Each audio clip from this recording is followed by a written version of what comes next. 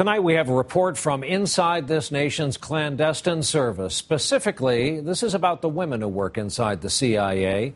NBC's Ann Curry has been granted rare access inside the CIA to report on a transformation that's been taking place for years. The growing number of women who now hold some of the most powerful jobs within the world's leading spy agency.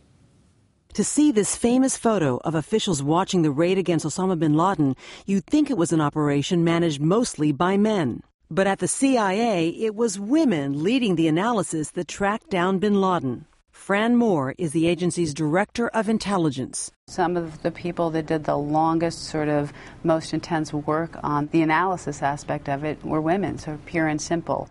The main character in the movie Zero Dark 30 was modeled after the woman on the ground, still unnamed, who relentlessly stalked bin Laden for years.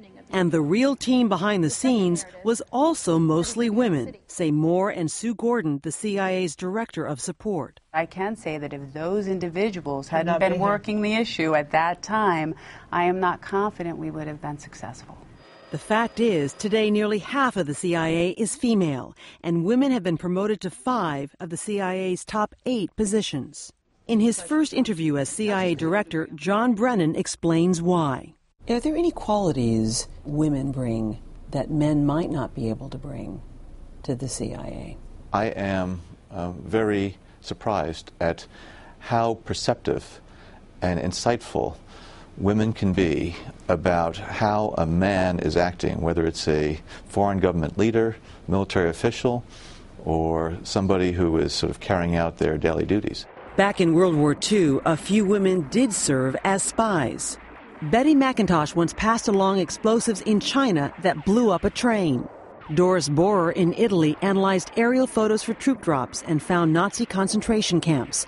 And still, we were always referred to as the girls. I was doing exactly the same thing as majors and lieutenant colonels, but here I was the girls. The girls. At today's CIA, Fran Moore is the first woman with children in her job, a position that once seemed out of reach. I never had the sort of tap on the shoulder, we think that you're capable of actually running a team.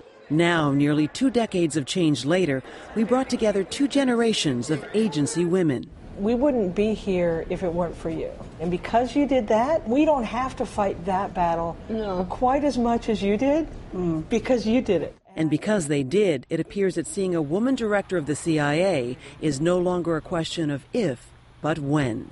Ann Curry, NBC News, Washington.